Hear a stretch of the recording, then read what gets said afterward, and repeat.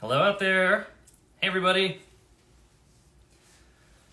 Don't mind me. I'm just about to pop a tiny bottle of champagne. Very small. Because I'm not going to share it. I can't pour you a glass through the screen yet. We'll get there someday. There's printers coming. Printers for drinks. So, wow. Hey, how's it going, everyone? It's great to see you all getting on here, and this has been really fun. A really fun week, especially like everybody getting excited about the show and seeing it all to come together has just been really super awesome. I'm extremely grateful to all of you artists and to the jury for helping me put this together. It's a great. I think it's a great show this year, especially of new Western talent. So congratulations, everyone. With that, I'm going to do this tiny bottle of... It makes my hands look really big. There we go. Tiny bottle of bubbly.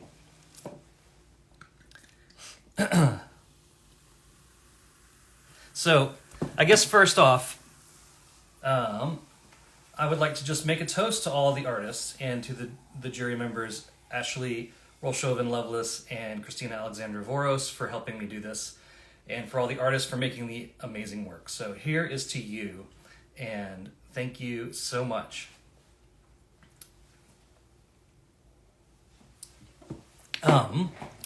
So I think a couple of things that we were going to do here tonight were to announce some awards. I'm sure people are curious about that, and also to chat with a bunch of the artists. There are a bunch of artists who are ready to talk about their work, and I think it'll be really fun to kind of hear from them personally and see what we have to say. So I guess let's see here. First up, let's see if we got anybody, like everybody's on here.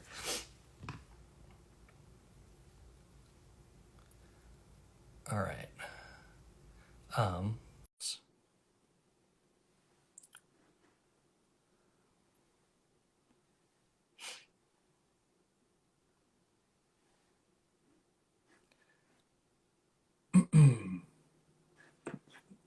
was just going to try and go through this list of artists who said they'd be interested in chatting, and oh wait, what's this? Okay, well, Joe's taking the initiative, so let's see if we can figure out, we can talk to Joe A. Oakes, who's been in this show before, and this is his second New Western Talent, I think. And it's been fun to see. Hey, Joe. I think we got your fan going on.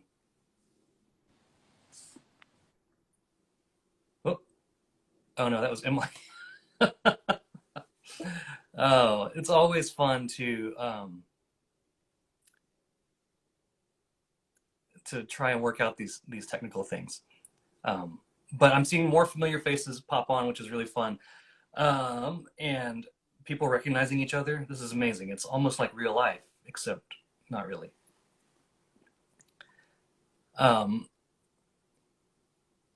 All right. Well, how about if we do this? Instead of jumping right into the artist talks, I will go into some awards. Since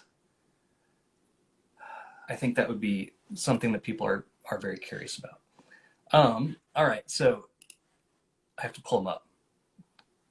They're on my spreadsheet. Before I do that, how about if I talk a little bit about how the jury process happened? I think people are curious about this, and I need to be a little bit more, I need to be a little better, I feel like, about communicating how this happens, but it's all pretty numerically based. The first round of jurying for this particular show is you get the jurors each choose, they're presented with the 3 pieces of work and the artist's name. And then they're asked to choose to accept the work into the show, or mark it as unsure, they're not sure whether or not they should accept it, or to deny it. And each of those has a numerical weight. And then that goes together to sort like how many people are going to be in the show, like where I need to draw the line of works accepted or not accepted. And then the very highest scoring artists then go on to round two, where there's more information, including the bio and statement. And then each work is juried at that point by 4 different sliders, rank, going from like +5 to -5 or something like that. And then so each one of those then is assigned a score. And based on those scores with the sliders, that is how the bulk of the awards are determined. So with that said, I will pull up the results and we can talk about it. All right. Okay, here we go. All right, so first I want to start off with, wait a minute, let me make sure I got all the applicable awards here. Back to the index. All right. So, yes, so we're going to start with the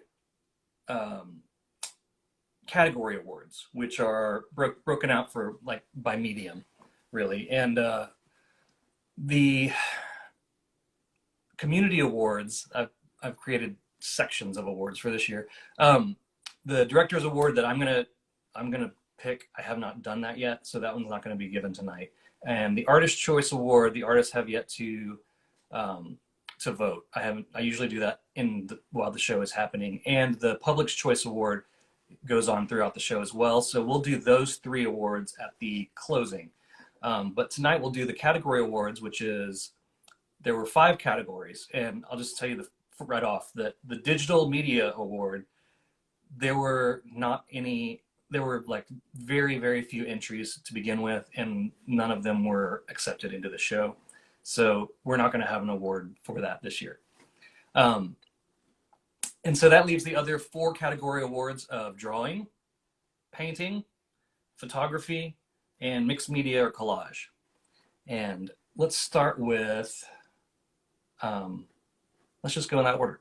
Drawing. The drawing award goes to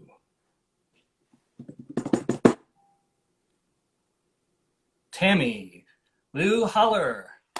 I think I said your name wrong, but Tammy, you won the drawing award with a very high score. And so congratulations, Tammy. That's exciting. It was actually very difficult to figure out who that was going to be, but that you win. You win. It's not like a win or lose thing. Oh, maybe it's a win. I don't know. It's a win. All right. So then the next award, everybody, I want everybody to congratulate Tammy. Let's do this. This is called, my friend does this. We call it a dog pile. So whenever, yeah, you guys are already doing it, which is awesome. But so whenever anybody wins or something, we're all going to comment on them, and you can tag them if you want. And just so that they feel some of the love through the screen. So congratulations, Tammy. Bravo. All right. Next up, we've got the painting award, which when I started doing this, it was pretty much all paintings. So this is a big award, and there are, what was I going to say? I don't remember. But anyway, there are a lot of paintings, and this is exciting because this particular award is going to someone who has shown in New Western Talent previously and did not win an award. I don't know even if it was made like juried into the top 10 in a previous year. So it just kind of goes to show how 2 things are happening. One, in a year's time, artists can develop significantly.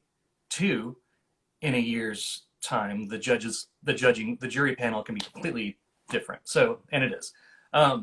So in that case, the painting award goes to and I don't, Tim, you're going to have to tell me how to say your last name. Tim Mieti. Tim Mieti. Anyway, so congratulations, Tim. Very cool stuff this year, especially. Love to see how your work is developing, and it's great to see. You had a wonderful entry this year. All right. So congratulations, Tim. Everybody, Dogpile, congratulate Tim. Tim, I don't know if he's on here or not, but we will. We'll see. How about if I say your name and you're on here? Let me know that you're on here. So that goes for Tammy. I saw you, so that's good. We'll circle back and say maybe talk to these award winners first up next time. So next we have the photography award, and this has been exciting to incorporate more photography in the show. I don't actually know a whole lot about photography as a fine art medium, comparatively speaking, to what I know about, painting and drawing and more traditional. I guess, I don't know, photography is pretty traditional, but in any case, I'm learning a lot, and it's been really fun to incorporate more photography into the gallery's program and to have more photography represented in this show this year. So in fact, one of our photographer from last year, I don't know, we had a few, I guess, but one of them is now in the roster of represented artists that we show, Greg Piazza, and he's a participant this year in New Western Talent. Greg, you didn't win this year the photography award, I'm sorry, but the winner for this year's photography award is Denise DeLeo. All these names I'm going to have to get pronunciations for ahead of time next year. But Denise, congratulations. It's been great to get to know you a little bit through this process, and your work is just really stunning. And I feel like there's not only is there a great technical aptitude happening with those, but there's a real sense of atmosphere and place and interesting choices for these photos. So congrats. This is fun. So congrats, everybody. All right. The last category award. This is the Mixed Media and Collage Award.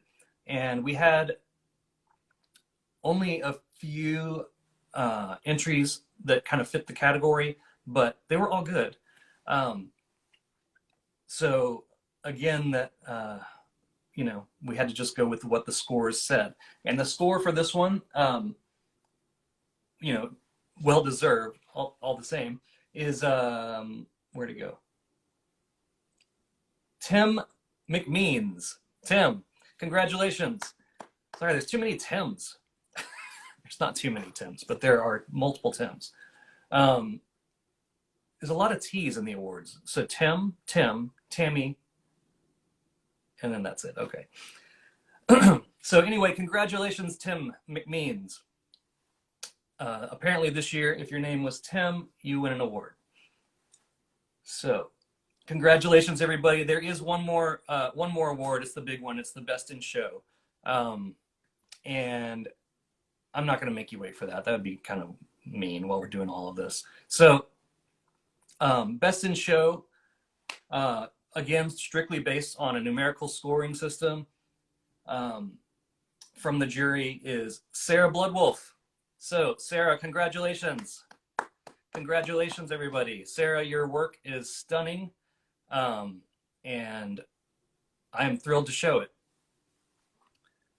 So congratulations, everybody. I would like to have like a soundtrack or something going on here.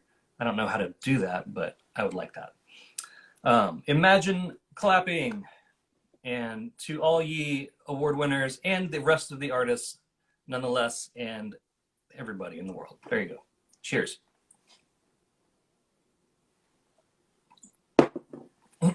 So that was fun. So let's see if I can actually get some people on here and we can talk about it a little bit. I'm going to just start with Um,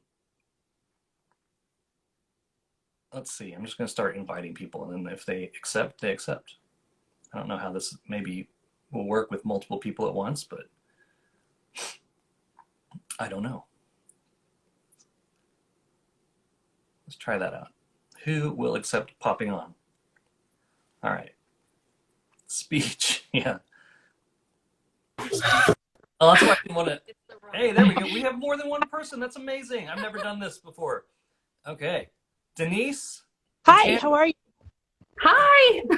Hi, how's it going? Can you guys see each other too, I assume? What's that? What's that? I assume you can see each other also? Yes. Yes. Okay. Shut that one off. I think it's Cool. too bright. Well, congrats. So we've got, Tammy just got the drawing award, and Denise just got the photography award. So congratulations, y'all, and Thank you. guys Thank you. so much for being in the show. This has been really fun to get to know your work and, kind of get to know you guys just a little bit in the process too. And you guys just had such strong entries.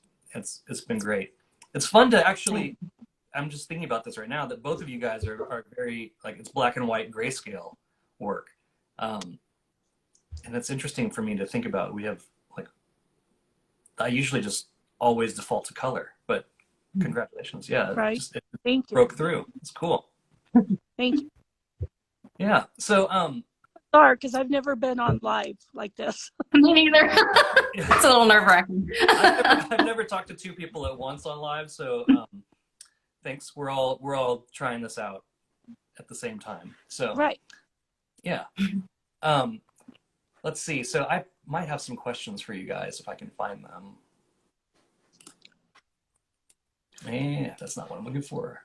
I'm gonna click through. Clickety click. Okay. Denise, I have well, okay, never mind. Okay. I thought maybe you had given me a lead or something, but no. No, that surprised me. Okay, yeah. So I do want to know a little bit, because I know that a lot of, like, from my research and looking up at your work, you've done a lot of commercial photography and, like, work with models and, like, figure work, I guess. But have you always been doing kind of landscape or other, kind of other fine art stuff on the side? Or is that more of a recent exploration? Well, it was funny because earlier my friend and I were with a amazing artist down in Albuquerque, and we were kind of talking about that. Actually, in the 90s, when I first started into art and photography, I did a lot of appropriated imagery. Okay. And I think I put in my bio, I'm not sure. I stopped. I didn't do photography for the longest while. I had kids, and I stopped. And it really, probably about 4 or 5 years ago, that I picked up a camera again. And Wow. and I want to see if I can make a little bit of money off of it. I started shooting models for portfolios in Las Vegas. And then, Instagram's been crazy because I've met a lot of different artists. One of my best friends is a fashion designer out of LA that I started collaborating with.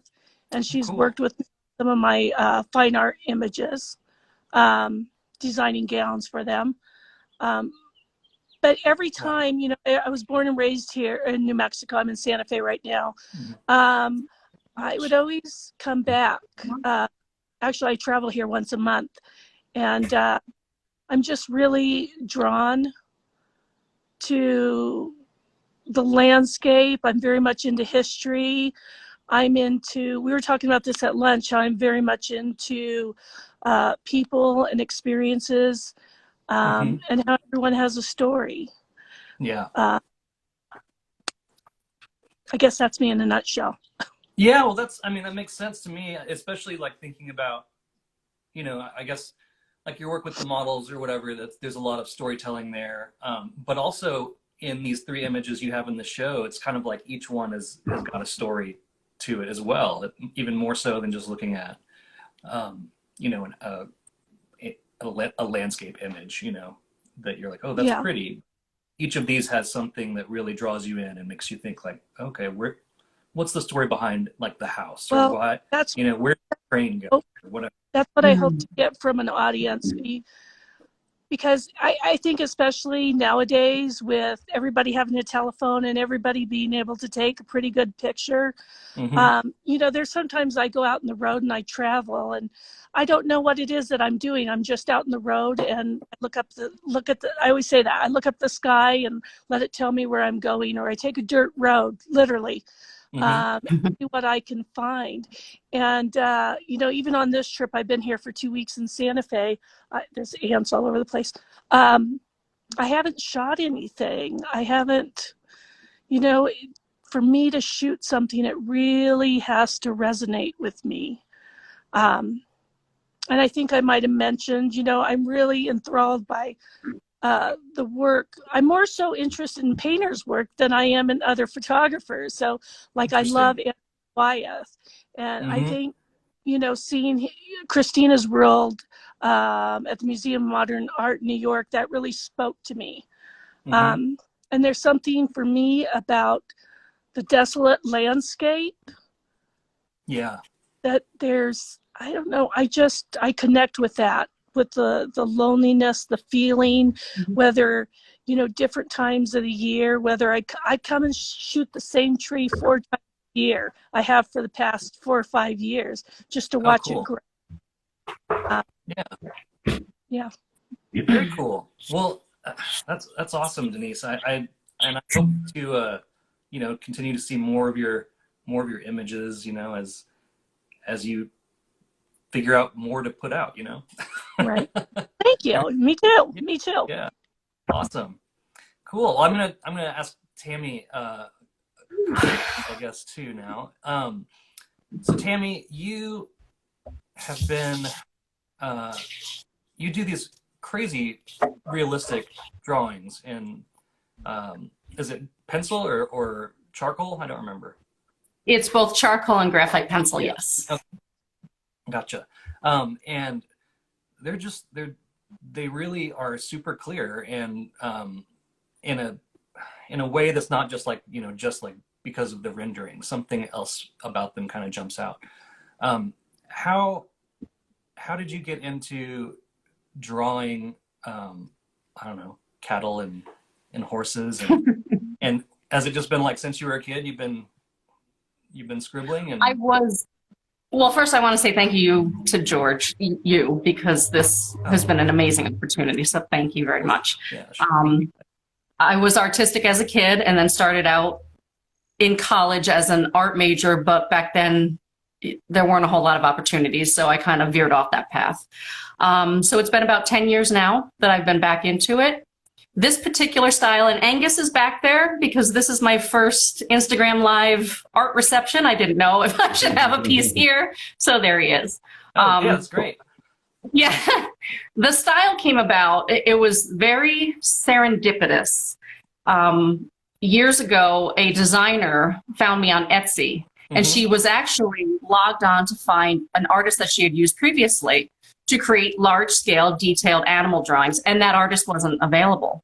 So I was the next best thing, I guess. So we started working on a project, and I realized very quickly that I love working in detail and at a slightly larger scale. So, and it's gone from there. Very interesting. Yeah, it's wild to just like get into finding your style through just like answering, you know, like a request. That's Yeah. so cool. Yeah. So funny, you know, so this Angus cow looks a lot like the famous Angus. Do you know what I'm talking about? I don't. Well, so for years, like when I was, you know, a lot younger and playing in a band in Austin, we had a rehearsal studio, and it was just like black walls. But I had this giant Angus poster. It was like, I mean, it's, I don't know, 4 or 5 feet tall by 4 feet, and it was like, it's all red, and it just is Angus at the bottom, and it's got a black and white photo of the cow, like almost like exactly the same I mean, it's not the same cow because I actually looked. I was like, Mhm. did you just redraw the Angus cow? Right. I mean, Yeah. but no, it's not the same. But it's so close. And you know, so I saw that a whole lot when I was younger and Gotcha. caught my attention. Yes. And the cattle, I've always loved cows and horses. It just took a few years of drawing more domestic animals and then animals in my region. I'm in the Northeast, so a lot of deer and bear and birds. But recently I said, I want to try because I love them. I live right across the street from a farm, so I can get photos from there. Oh, awesome. And I love it. I just love it. Well, Yeah. cool. Well, that's so great. Thank you so much for showing these, and congratulations again on the drawing award. They're Thank incredible you. drawings. Thank you very much. If you guys haven't, I know you Thanks. can't see them very well through the tiny screen, but go to Western.gallery and look at the show, and you can see some zoom ins and take a look at all that detail. So thanks, Tammy. Thanks, George. All right, I'm gonna see if I can. I think so. I've been doing this for, I don't know, 2 years now, Instagram lives periodically. And I just now, today, this very minute, figured out how to remove someone after we're finished talking. I've always been dependent on other people just leaving somehow or the other. And thankfully, that's not the case right now. So anyway, so we just announced the awards a minute ago. I'm going to run through them real quick for people who are just joining us. And the best in category, we had mixed media and collage. We have Tim McMeans. Photography, we had Denise. Denise, I don't know if you told me how to say your last name. Delio. Sorry, I don't mean to I'm not making a joke about your name. I just can't say it. Painting, we had Tim Miedi. Again, name situation, maybe you can pop on here in a minute and tell me. And drawing was Tammy Liu Haller, who we just spoke to. So I'm going to see if and best in show, Sarah Bloodwolf. Denise, can you pop a phonetic pronunciation of your last name in there since you're laughing at me? Oh yeah, let's see if I can get the Tims on here. I don't know if they're on or not, but we will find out. Let's see.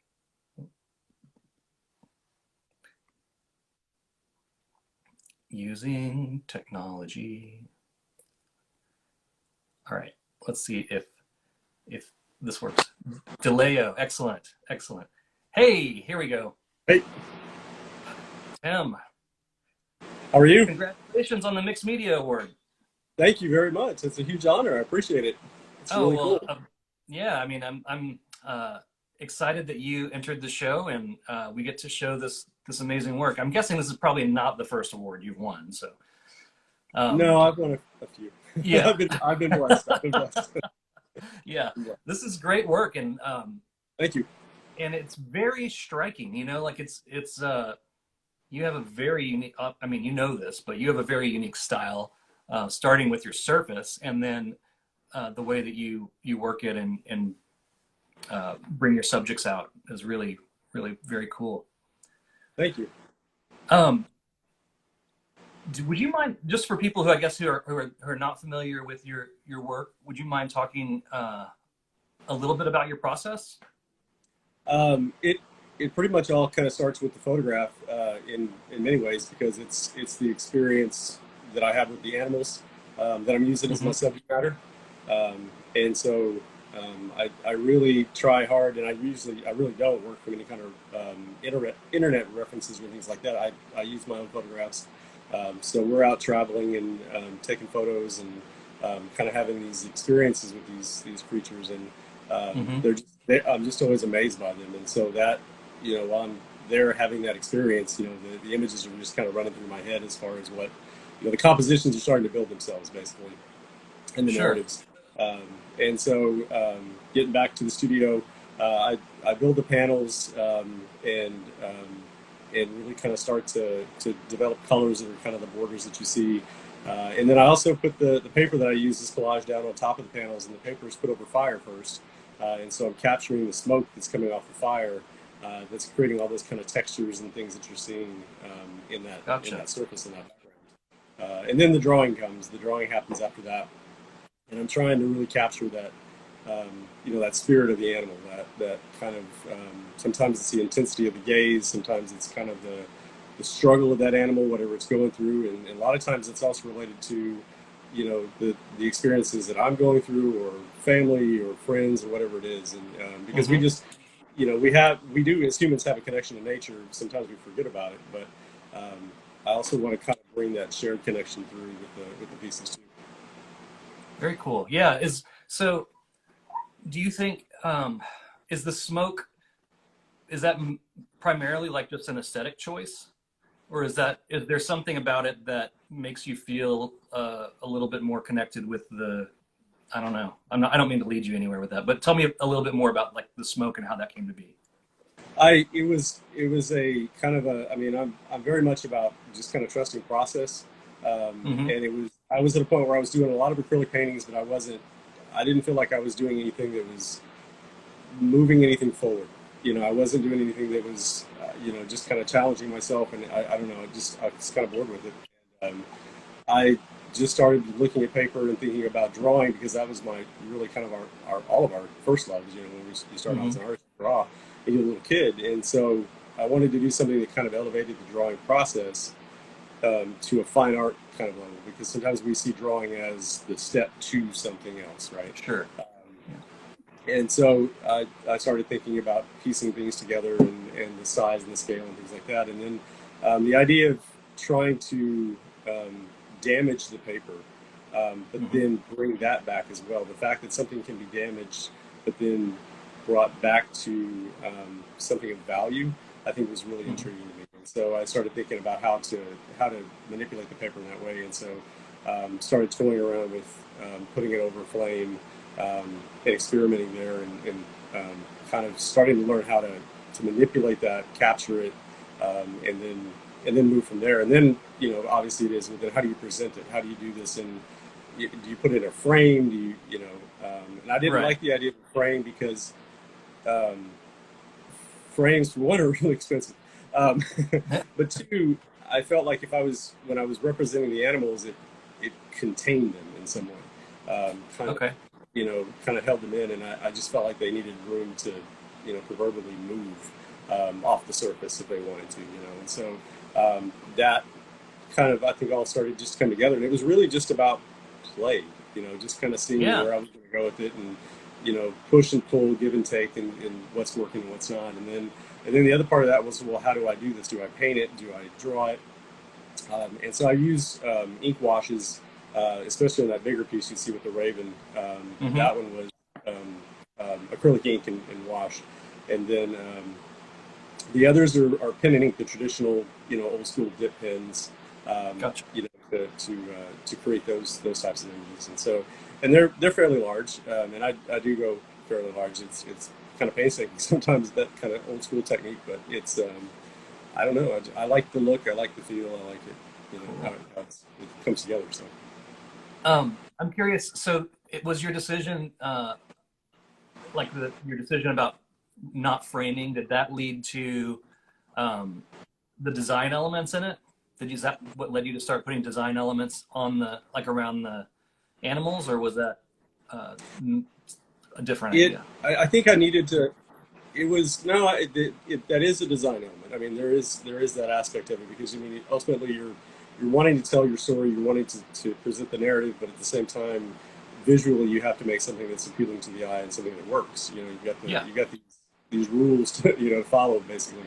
And so the circles really came about just as as kind of the idea of things coming full circle, as the idea of a completed journey, a cycle, and things like that. And then you'll also notice in those pieces, you'll see little pieces of text occasionally when you look closely.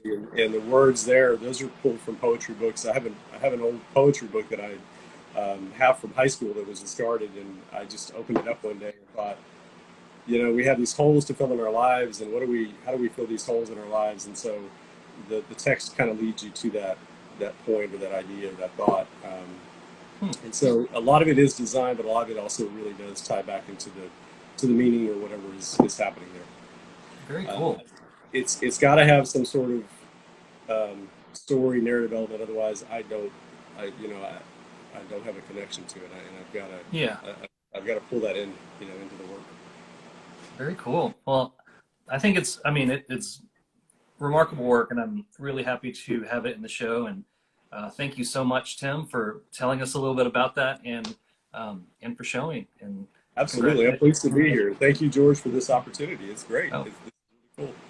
for I've sure. never done anything live like this before. I'm also one of those. This is all Cool. brand new for me. So I think, but it's a great platform and a great way of, getting art out there. So, and congratulations to the other artists. They're amazing work, and I'm proud to be showing with you. Congratulations.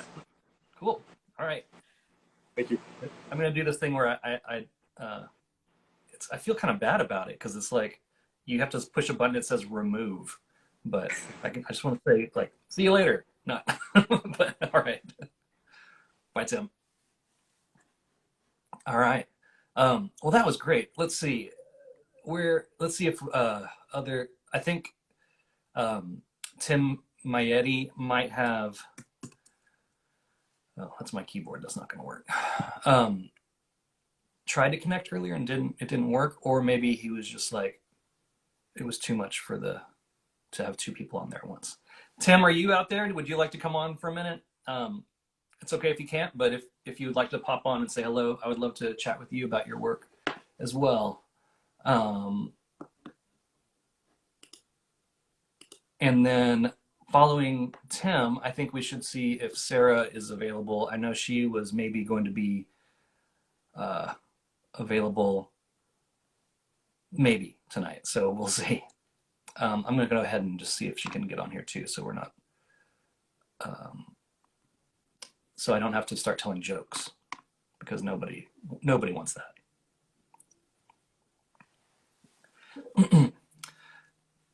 Let's see. See? Oh, yeah. It worked out good. She's Hi. working. We're always working, never stop working. We're doing a realistic lion here. All right. So Sarah's day job, as you might be able to guess now, is a tattoo artist. Well, And I'm kind of a vampire, so it's like a day walker job. a day walker. My client's holding the phone for you. Wow, thank you. This is pretty hilarious. So I can kind of hear you. do they know that you just won best in the show in the juried art show? Yeah, we had a little here's what's going on. This is why you're gonna hold my phone while I tattoo you. You can say hi. Very cool. No, he doesn't want to say hi. He's shy.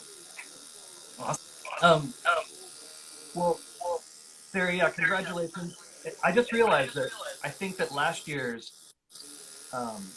Best in Show winner was not a tattoo artist, but was very heavily influenced by tattoo art. Oh, I didn't know that. And that makes me, I don't know, I'm curious why that is. But other than. Well, I think we're all a little crazy the same way. That way. There we go. Had to get more ink. There we go. Yeah. Well, I don't want to interfere with this lion. I feel. We've been working on this one for a while here, but I just wanted to let you know that we were here, and I appreciate the awesome award, and I've been a fan of your gallery, and I was kicking myself in my own butt every time there was a call for art, and I was for it. So. Well, I'm thrilled to show your work, and I think we'll be showing more in the future. I would love that. I'm looking forward to it. Yeah. Cool. Well, we will talk again in the future. Maybe get some more like behind the process and whatnot. But thanks for popping on anyway, and congrats. I hope you guys have a good evening. I'm looking forward to looking at everybody's stuff a little more thoroughly after the show. Everybody's stuff is great. Yeah. All right. Cool. All right, Thanks, Sarah. guys. Good night.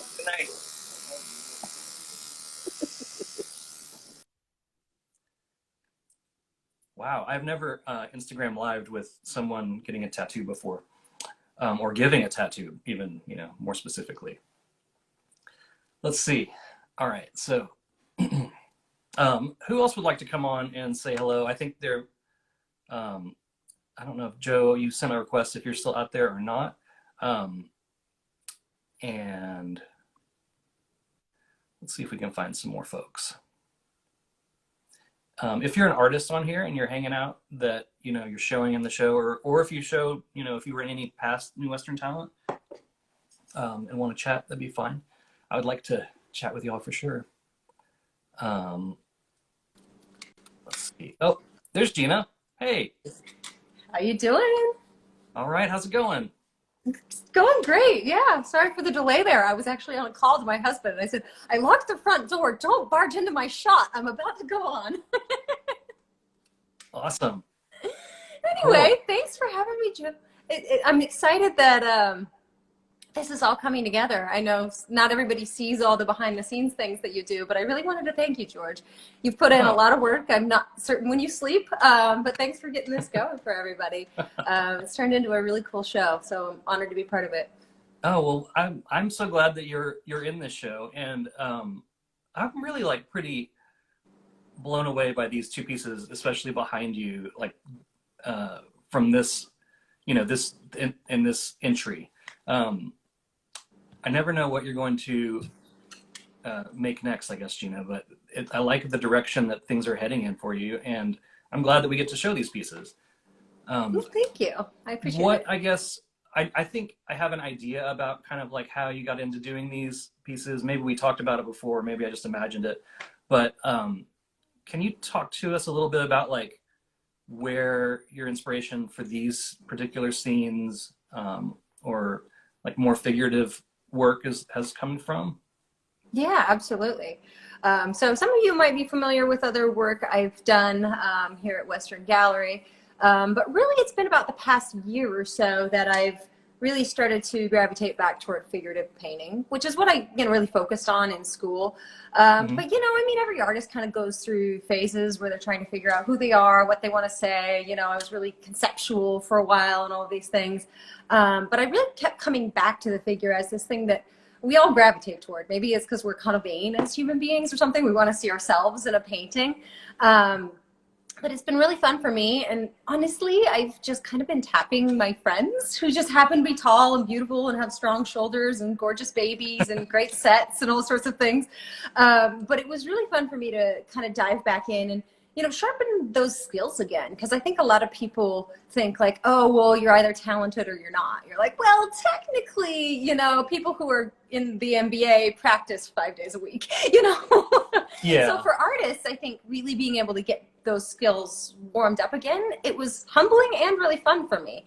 But I think I like the human element. I like that people connect with other humans. You look at the painting and you're like, wow, I can see myself in her maybe, or she reminds me of someone I know, or just what an awesome dress, or I think, yeah, that makes a lot of sense. I was also thinking about, I guess maybe when you were working on a lot of, so you also sell vintage jewelry, and you've worked that into your fine art work before, and to see it even go further and to have a figure wearing it, I think is really cool. That's one of the things I thought was kind of neat about these. Thank you. And yeah, then not everybody knows. Kind of fun fact that maybe I kept secret for a while is I had a former life in the fashion industry.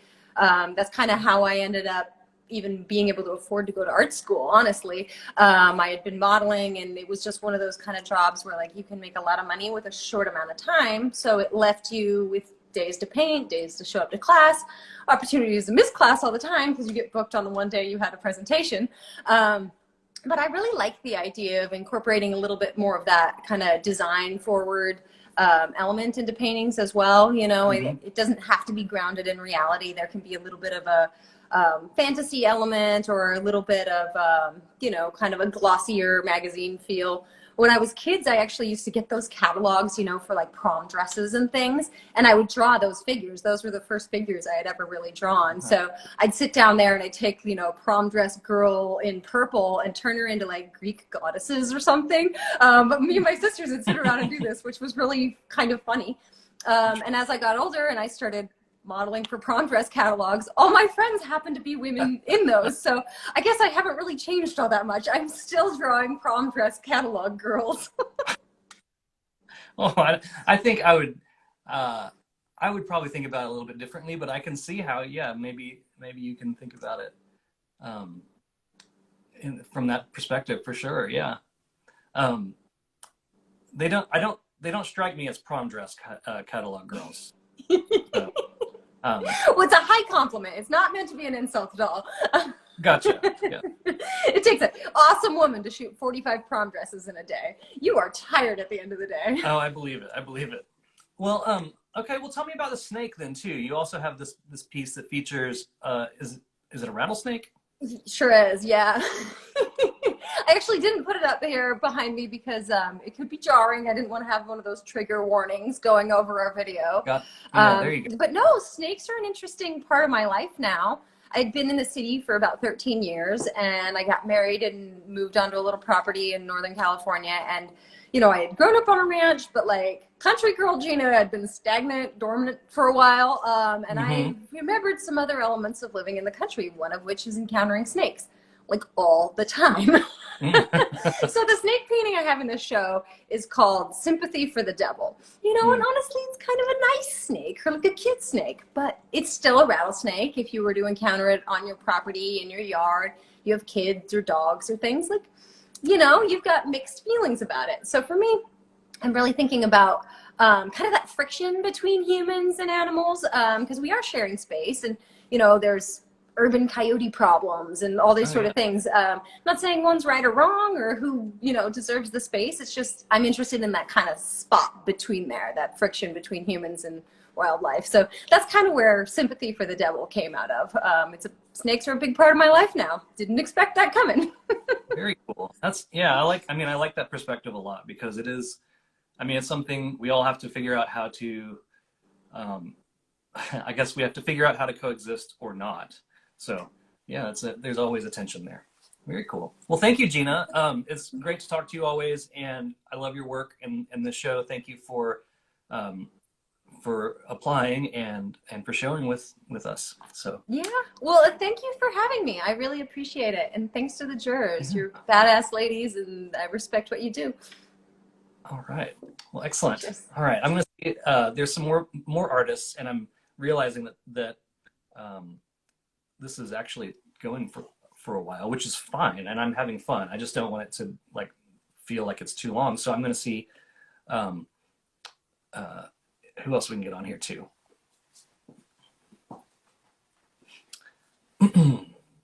Let's see. Aha. Sarah. Yes. Hey, Sarah, how are you? Good. Just watering all my plants. As usual, when you're in Colorado, you go from, winter to the surface of the sun in like 4 hours. And then do you go back at nighttime or does it stay hot? No, yeah, you go back to winter. Yeah. Needless to say, my plants are not doing awesome. And I'm a plant physiologist, so it's particularly embarrassing.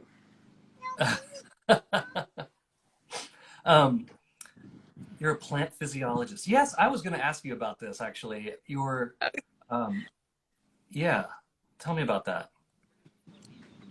I feel like when I was younger, I had 3 choices. Well, my family is all doctors. So my dad was like, you're going to be a doctor. And I was like, no, I'm not going to be an artist. Because my mom is an artist. My mom's a painter. And I was like, no, I'm going to be an artist. And he was like, no, you're going to be a doctor. And then, when I got to the critical juncture of trying to figure out what to do with myself, I was like, well, I can't be an artist. I won't make any money, and then I'll die.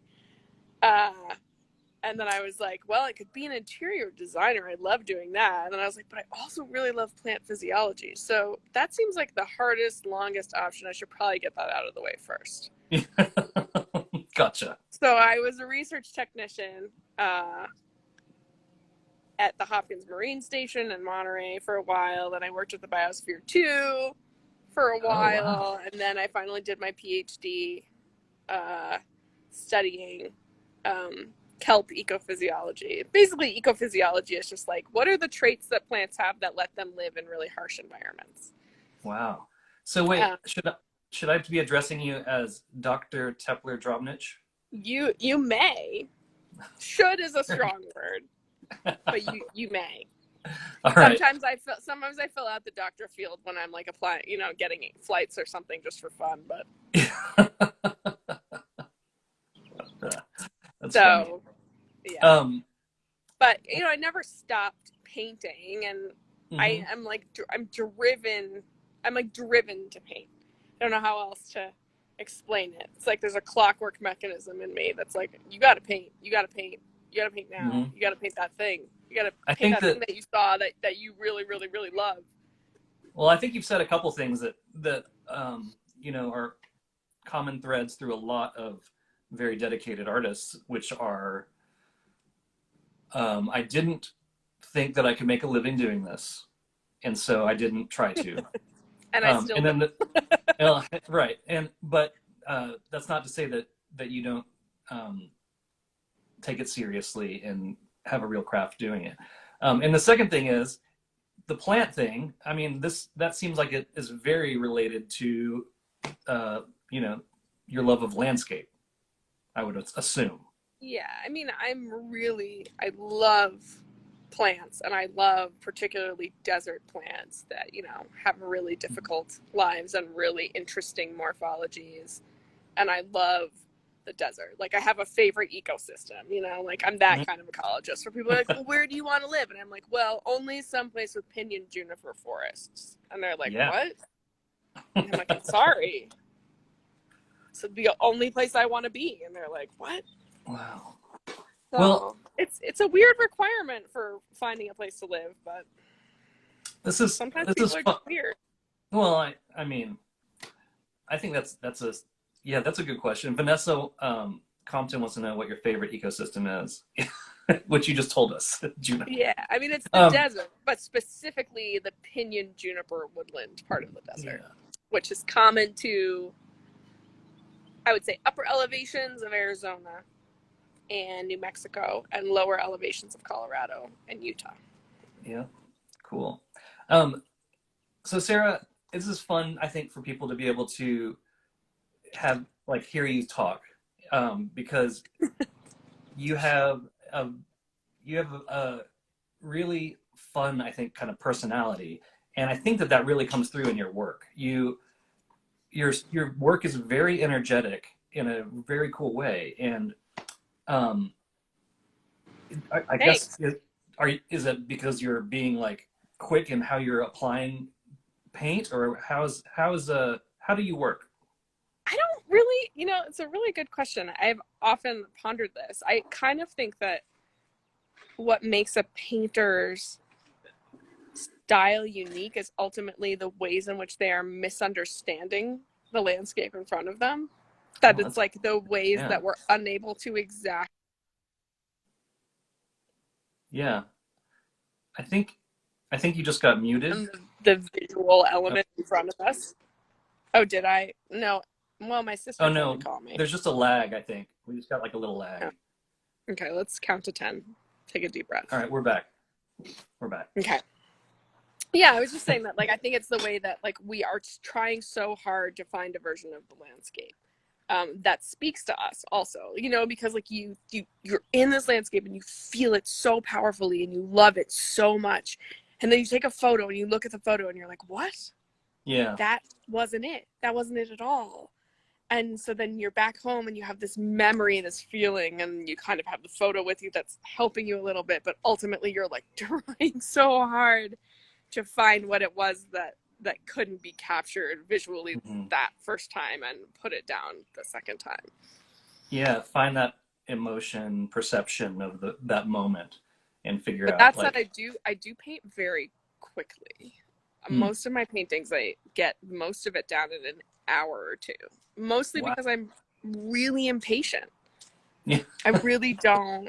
You know, I'll agonize over it for a couple days after and like maybe switch a few things, but like ultimately, like I just don't. On to It's the like the next. inspiration is there, I get it out, and then I move on. Gotcha. Well, I think that's And a maybe very that's valid how way I'm to so approach it. productive. Yeah, I prefer it to agonize. I hate the agonizing process. Yeah. That's the worst part.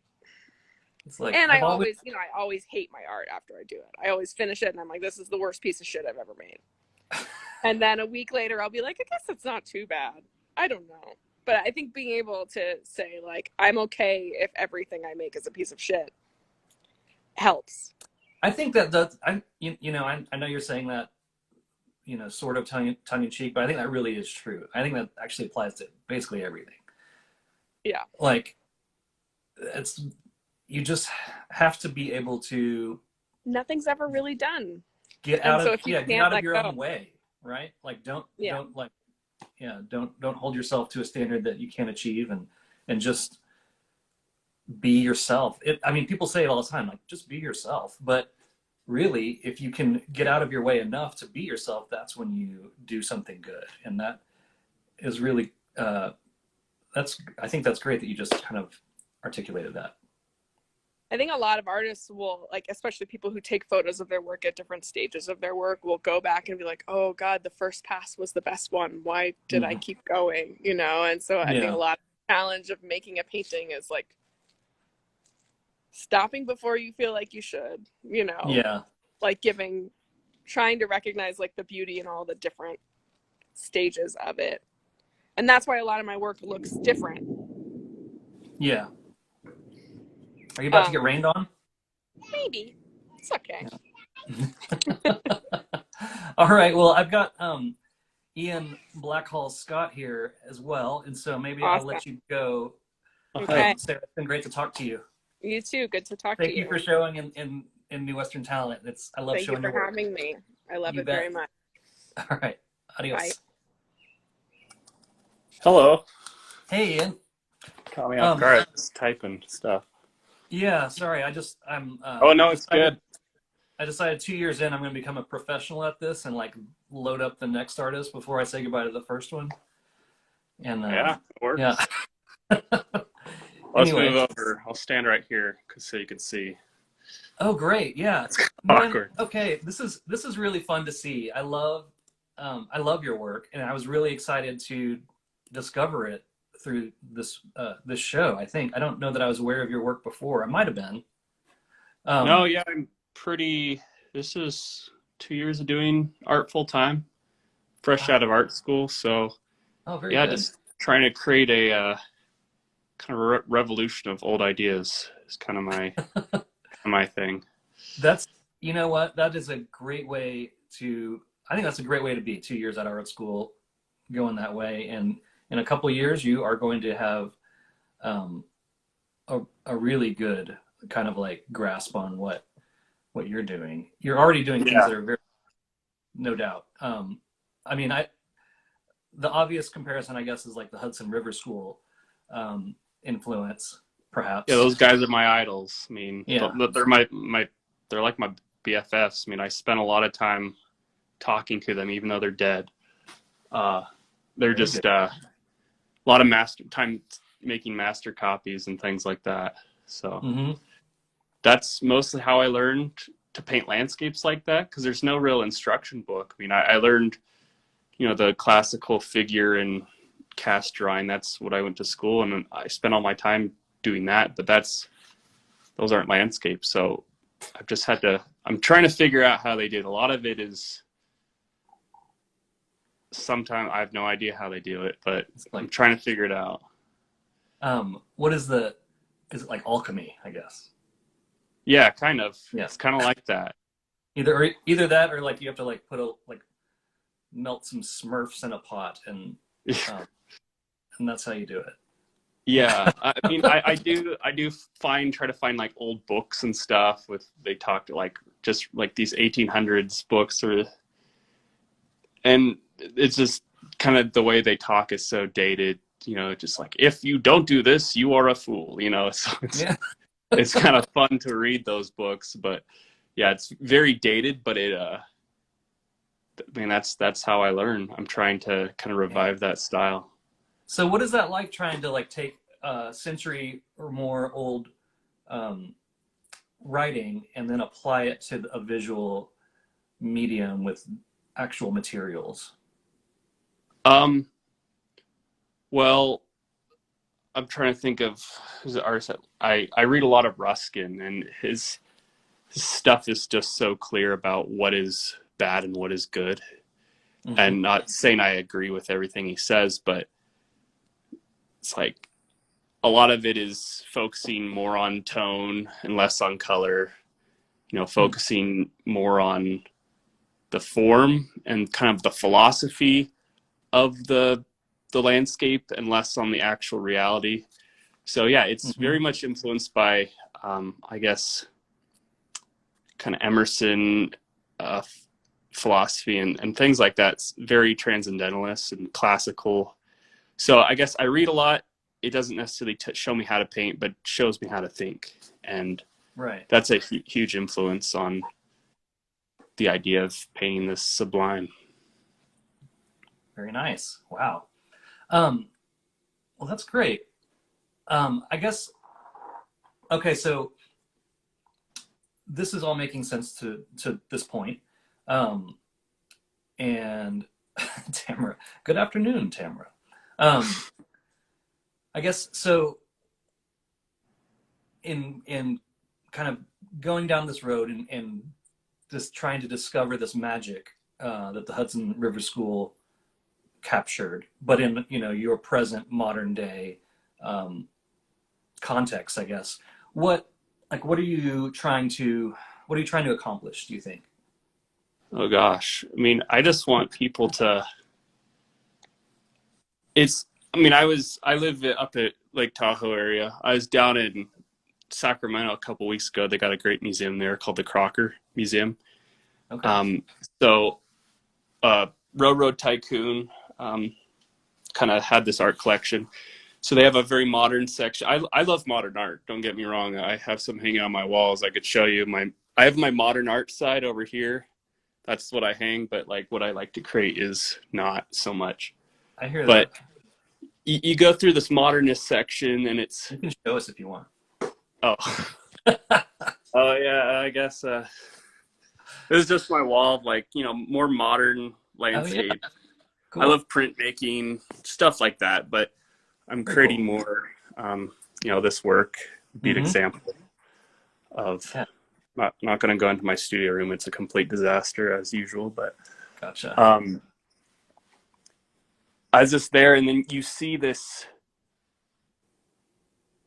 old paintings, there's such luminescent light, such grandiose feeling and emotion to them. And for me, I just sit there and cry. The first time I saw Thomas Moran in person was when I was 17. And it just changed my world. I never had a more emotional experience with a painting or more of an appreciation for the landscape. And that's what Thomas Moran did when he went on that first survey expedition to Yellowstone and did those great paintings. That was, it created the emotional argument for creating the national parks. So right. I guess we still have a need to defend those spaces, and absolutely, I guess in a very old way of communicating how beautiful it is. That's what I'm trying to accomplish. Very cool. Well, I think obviously I feel like that's like noble and needed, but I think that the way that you're going about it through fine art, through inspiration, of Thomas Moran and, in the wider school of the luminosity painters. Yeah. Well, I expect it's trying Moran to and Bierstadt, the guys that kind of got off their comfortable East Coast life and went out west. And that's what I love, because there is a grandeur that is unparalleled anywhere else compared to the West. So absolutely. And so I was going to ask you, like, do you know, with this style of painting, you know, is frequently associated, you know, mostly with the Northeast. Is it because you're in the West and you're painting the West, you are identifying as like a Western artist, or do you identify as such? Well, yeah, I mean, haven't spent much time out back east. Yeah. I need to go out there because there is a guy, Eric Kopel. He's kind of my hero. He's the one that's really trying to bring back that's his mission too. His goals are very similar to mine, but I guess it was Albert Bierstadt and Thomas Moran that people were first put off by it because they were like, oh, this is so it's so unmanicured, it's so wild, it's so kind of dangerous. And I guess I love that. I identify with, I haven't lived in New Mexico or Arizona yet, but every other state in the West I've lived in so far. Wow. Or at least spent a good couple months. So yeah, it's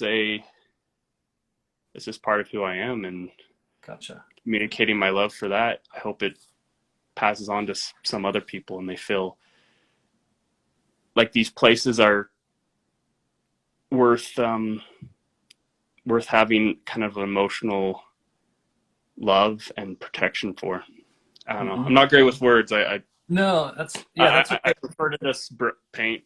Yeah. So, I think that's a common feeling. I think that, like for me, having it's so interesting because it is like, so maybe like Tim McMeans earlier about the circle, you know, coming full circle with his subject. Like the subject inspires the artist, and then the artist inspires you know, somebody else to care about the subject, and then it just kind of continues. Maybe they make another piece, or they just appreciate it and it does something. I don't know. Yeah. But I think it's a good cycle, and I'm glad that you're doing the work you're doing. Well, thank you so much, and thanks for letting me join the show. It's been a great honor. Congrats. I don't know. I got congrats on showing, I guess, but thank you for showing your work, and I look forward to seeing more of it and talking more in the future. All right, we'll see you. Thank you so much. All right, see you again. Yeah. Bye. All right. Hey, everybody. Let's see. You are all dismissed. No, if you, of course you are. If you want to leave. But I'm just going to keep talking to people. If people keep wanting to talk, at least until I finish my tiny bottle of champagne. I don't know. So I'm trying. Sorry, I can't there we go. Now we're talking. All right. So, I don't know if I'm just inviting a lot of people at once. Don't feel like you have to join if I've invited you. Hey, hello. It's Vanessa and Bailey. Hi. How's it going? It's going good. Going great. Thank you, George. Thank you so much, George. Well, thank you guys for showing, first of all, and for tuning in and chatting. Vanessa, we've talked a couple times before, so do you mind if I chat with I invited a bunch of people at once. I didn't know who's going to pop on. How about if I talk to Bailey, and then we'll get back and chat about your work as well in a minute? Is that okay? Sounds great. All right, cool. I'm gonna remove you so that there's more screen room for Bailey. All right, Bailey. Hello. Hey, how's it going? It's going well. How are you doing? Good. Remind me This the is name fun. of this guy behind you. This is Ember behind me, and it's pretty much just kind of inspired by those ember eyes that Bighorn Sheep has. Yeah. Very cool. Thank you.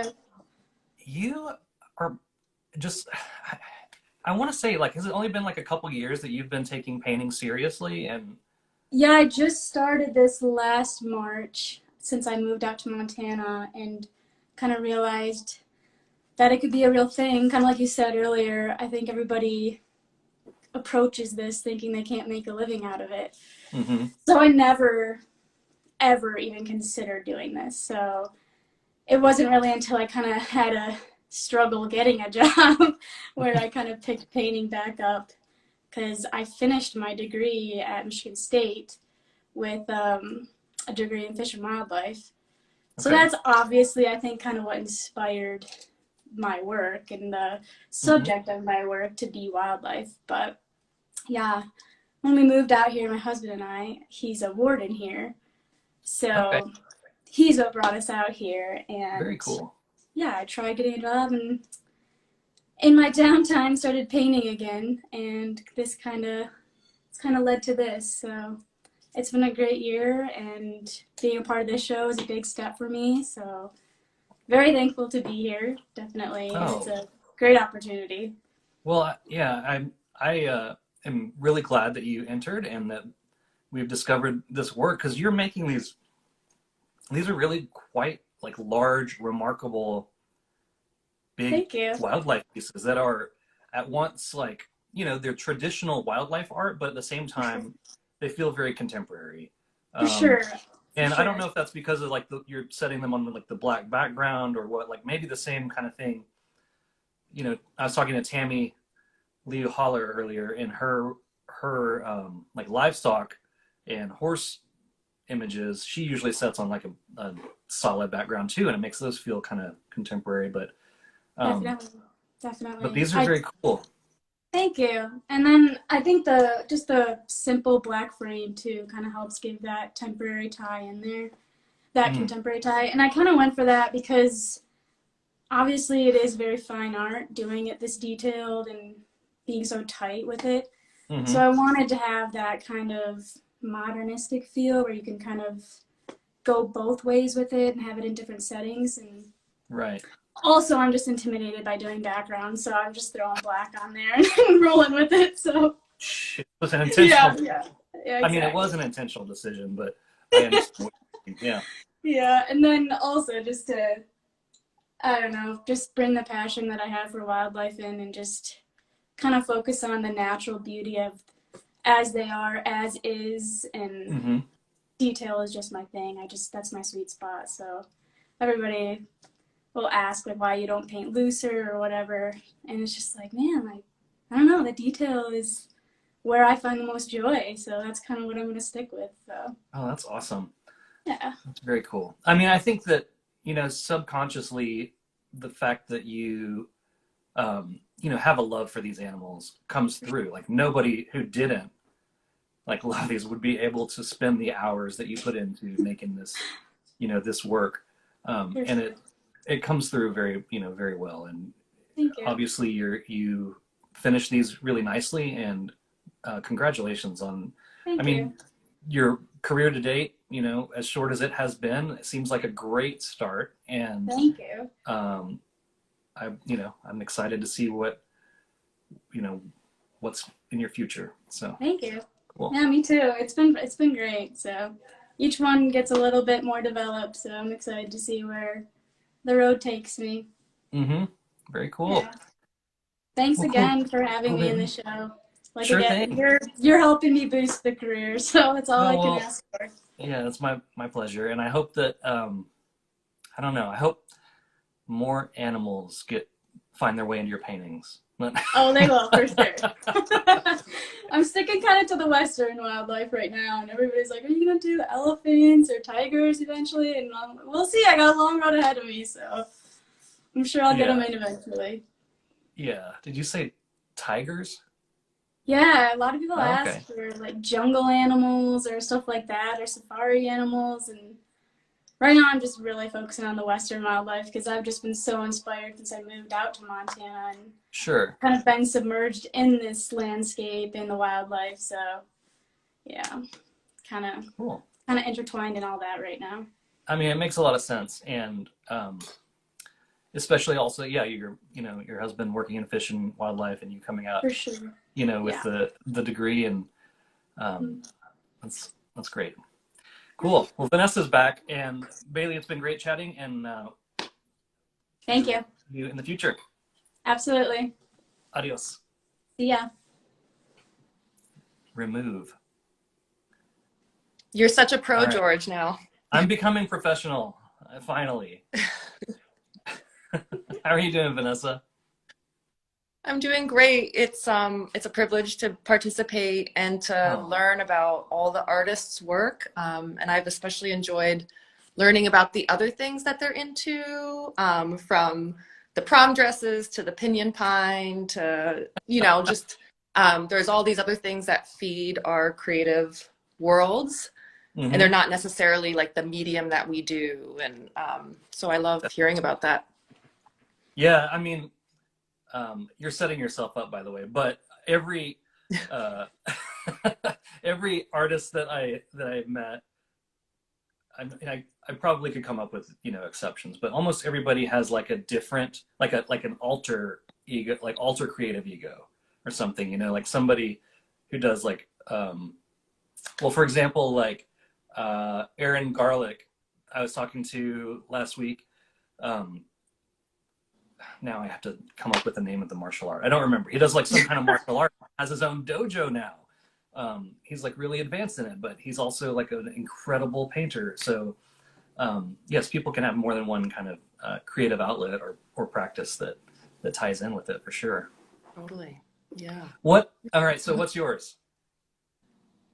Well, I think it's the thing that got me into the West, like into the landscape, which then kind of has me just obsessed with it 20 years later, which is rock climbing. So that's like what brought me out West. Very cool. I did a Knowles semester and just became like seduced by the Four Corners region, which is where I was based out of. And then I stayed there on and off for the last 20 years, different parts of the West. And I'm now in the Northeast, but the West is just like, when you walk into my studio and it's a host of that, and it's a host of like weird other things that I'm obsessed with, like jellyfish. I've been blowing them up really big. Awesome. And I've been recently obsessed with the old Marlboro Man ads from the 70s and 80s. Yeah. I mean, a lot of artists have been like Richard Prince, and so I want to do a series that has kind of like a feminist take on the Marlboro Man. So we'll see what happens with that. But I've been ordering a lot of old ones on eBay late at night. So very cool. Very cool. I'm curious. I think that Marlboro is doing campaign. Well, I want to say they're doing like advertising campaigns with women now too, especially. Really? Okay. With a focus, maybe. I don't know. So I'm curious, like how that might work in with. I mean, not that I want to like promote smoking, but no, right? Yeah, it's like yeah. But the imagery, is iconic. So it's iconic, and the photographers themselves, most of whom are like in their 80s now, are incredible, like portrait photographers, landscape photographers.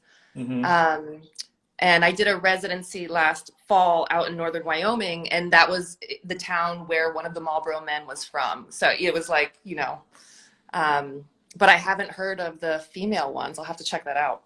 Interesting. Yeah. Cool. So yeah, you mentioned residency in Wyoming. So that's one of the ways I think that you still have like a lot of, not just like memories of the West or traveling here and there, but you go out to the West and spend some time out there fairly frequently. Yeah, it's kind of a migration that I do, at least once a year in some capacity. Ideally, it's like for a month in a residency program. So if any artists are out there and are interested in different residencies, feel free to reach out. There are some incredible programs out there that get you directly in the landscape, so you can have this unadulterated time to create either plein air or your studio windows literally looking out on like an incredible, 5,000 acre range with elk and deer. And but yeah, it has to be, I have like a lot of memories of it, but I find I have to kind of like put my body in it also to kind of charge my battery. Yeah, like especially because it's in Vermont, we just like a long, cold, gray winter, and so it's just, you want to get that like desert, those reds, those oranges. Yeah. Good time to go somewhere else, maybe. Yeah. Yes. Yeah. So I love these pieces that you have in the show. Thank you. And I can see definitely like some Marlboro Man influence in them. And I think did you mention, was it Remington or Frank Tenney Johnson's Nocturne as like the influence for Yes. these night, I guess, nocturne collage pieces? Yes, I was really inspired. I made those pieces out in Wyoming, but I was looking at Remington's Nocturne series, Mm-hmm. you know, where there's this incredible, gorgeous blue tonality over the whole piece. And I wanted to try to do that with my work. And I titled one of the pieces, you know, The Scout, kind of after, like clearly after Remington's piece. Yeah. And it's that word that we were joking about, the crepuscular, which is this period between Otherwise, darkness and lightness twilight. that happens, you know, twice a day. And there's animals that come out only in that time period. Mm-hmm. And it's when I just feel like for the painters out there, that's probably one of the times when, you know, they're out there being inspired. But it's a good challenge to try to capture that in the work, you know. That's like the goal I'm trying to do. But there was a period of just like being obsessed with the color blue, you know. Oh, I understand that. I mean, yeah, I had a photography project. You know, I took like a color photography class in college, and one of the assignments that we got, which was really good, I thought, and maybe this is common, but I've never taken a different color photography class. It was to go out and to like take bracketed shots like every hour for 24 hours. Oh, wow. And so you can really like see the same subject in each light setting and how it, you know, how that affects everything in it. And those moments you're talking about, let me see if I get it. Crepuscular, right? Crepuscular, yes. Crepuscular, in between, you know, light and darkness, those are really just like naturally intriguing, I think, because it's the in between, and the light is confusing. So it is confusing. Makes for something really, you know, if you can get a way to communicate that and get something that, you know, that works, then that seems like it. Yeah, that sounds like a good assignment for you. That must have been pretty cool. Yeah, it was fun. I was in Austin, and I was like camped out in my car under a railroad bridge. So you're like, what's this guy doing over here? Yeah. It's you know, some interesting photos came out of it, which is good. But, yeah. Cool. Well, what else are you working on right now? Well, yeah, I've been really into the Marlboro Men and just kind of investigating the parts that I'm really drawn to, and then the parts that are, you know, problematic in this moment right now, you know, and just trying to kind of tangle that. And then I'm doing a bunch of smaller pieces, which have been therapeutic, featuring animals. I think like hearing about the last artist with her beautiful work, and like we get obsessed with certain things. So right now I'm obsessed with polar bears, and I have these incredible books, you know, they're in these incredibly harsh conditions, and how they represent kind of this latent power, like they're not using it unless they have to. And they look so cuddly and sweet, and the mamas with their little babies and snuggled up, but they can be incredibly, incredibly powerful too. So it's that tension, you know, and they're just so beautiful. So I've been really inspired by them. I've been cutting out a lot of them. I saw that actually on Instagram recently, and I made a note of it in my brain because I love polar bears also, and have always grown up like having like ever since I was a little kid, like my teddy bear was like a polar bear, and I just always really liked them, and then also like the photos of them when they're in the water are really kind of magical to me. Oh my god, I know. I know. Like there's just something about those that are like, this is almost like a different world, but totally. And then kind of juxtaposed against like a warming world, you know, like a landscape landscape that isn't as hospitable to them? Like, what will these Mhm. creatures that are so durable in so many ways, like, how will they adapt? And Yeah. they represent so much if you want them to represent it. Otherwise they can just be beautiful creatures Yeah. on their own as well. No, Yeah. yeah, I think that, they're definitely, I don't know. They can be a good subject to, to bring up environmental issues Yeah. and Yeah. discuss that for sure. Yeah. Yeah. Well, cool, Vanessa. It's always good to talk to you. Thank you for coming on, and Likewise. thank you for showing your work in New Western Talent. And yeah, keep us posted about the Marlboro Man Yeah. work and whatever else is coming up. I appreciate you. Thank you for the opportunity. And it's wonderful to see all the different artists represented. So thank you. For sure. Same to you. Adios. Adios. I guess that's my I don't mean to always say adios to people, but I do. I think it's because I lived in Austin for a long time, and the Hispanic culture in Austin is more prevalent than it is in Dallas where I live. And I don't know, you just start to learn and speak Spanish to people sometimes, which is interesting. All right, I'm gonna see if there's anybody else who wants to come on here before we wrap it up. If there is, actually, why don't you, if I'm missing anybody, please let me know. I periodically been inviting people and they either come on or they don't. So let's see. Here we go. Terry, let's see if we can get Terry on here.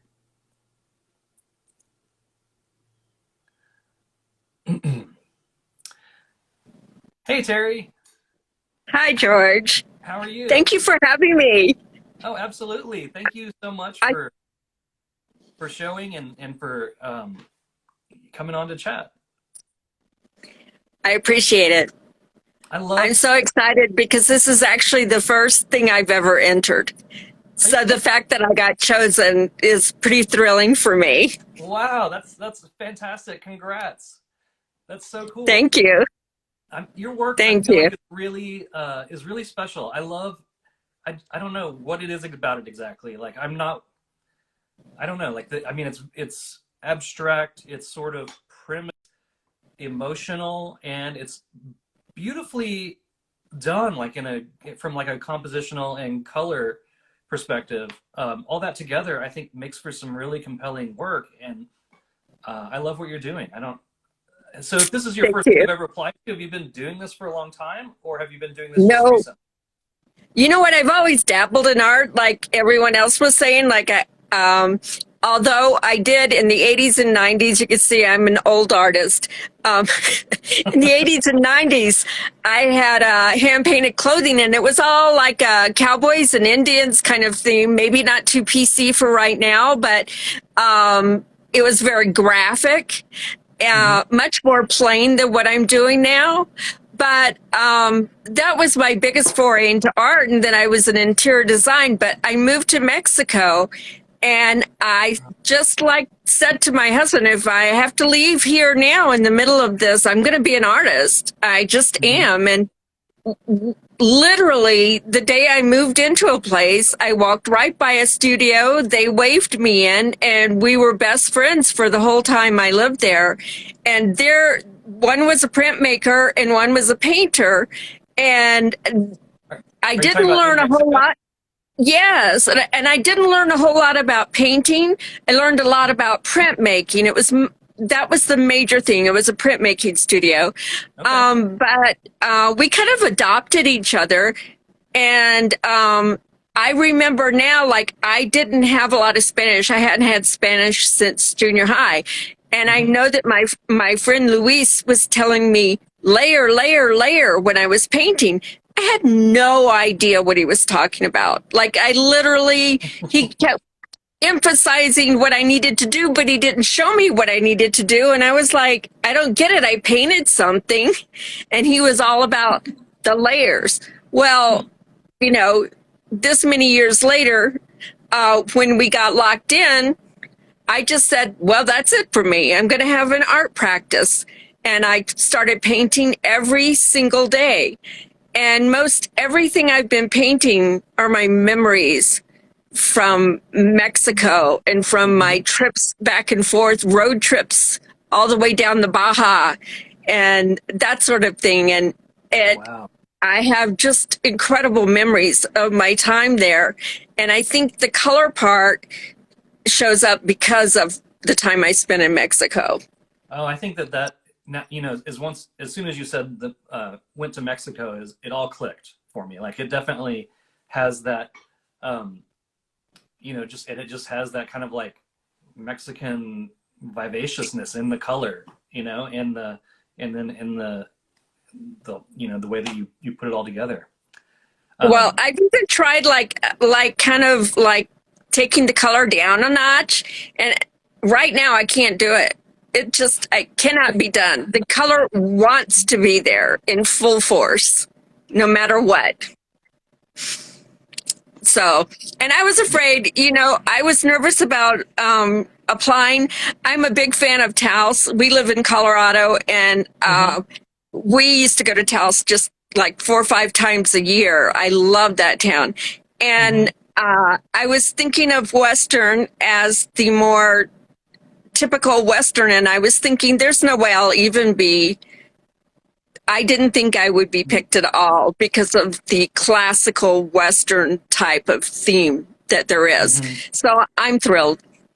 Well, I'm excited that you got juried in as well. And it just goes to show that the work resonates whether or not it fits a certain category, you know? So congrats. And thank you.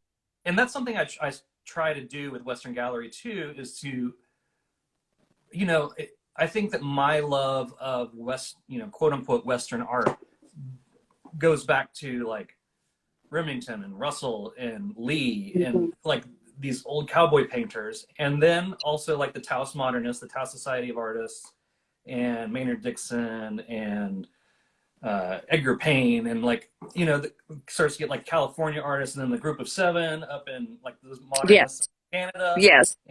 And their color usage and everything is great. And but like, so it starts there for me. But then I feel like you have to like think about what has happened in the past century, you know, since then, and bring all that in. This is a contemporary time. We need to show work that is of the moment. And so I really want to present work from the West and of the West, about the West. Those are the 3 kind of like directions, I guess, regardless of like what the style is, as long as it resonates and is good. And I think that your like abstract compositions are, you know, fit the bill. So I'm so glad that you are in the show, Terry. Thank you. It's been a pleasure to meet you over Instagram. Nice to meet you too. And thank you so much. And thank you to the jurors too. Absolutely. The other jurors. I would like to echo that too. Thank you. I don't think either of them could tune in tonight, but thank you, Ashley. Thank you, Christina, for helping with this. I specifically asked Christina to help because my photography background is a little bit is not as good as my other knowledge, I guess. Hey, we all have things we're good at. Is that a good way to say it? Yeah. And then and she just was so, you know, did such beautiful work on Yellowstone in 1883 that I thought she could lend a good eye, and I think she did a great job of helping us with that. So thank you all, and thank you. Thank you, Terry. I'll go ahead and remove you so you don't have to like worry about being on camera anymore. Thank you. Bye-bye. Bye-bye. And with that, I think I'm going to go ahead and wrap it up. Thank you guys so much for all the artwork. Thank you, everybody who is coming to look at the show, and for those of you who are finding pieces that you love and bringing them to your home. You really are kind of like the patrons of the day that keep this going. So please keep finding the pieces that you love and putting them on your walls and getting that inspiration from them that attracted to them in the first place.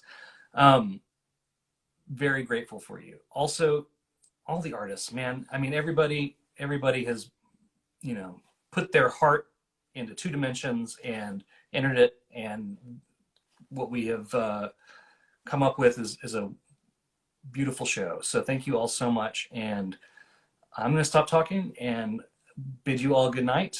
And that's it. Peace.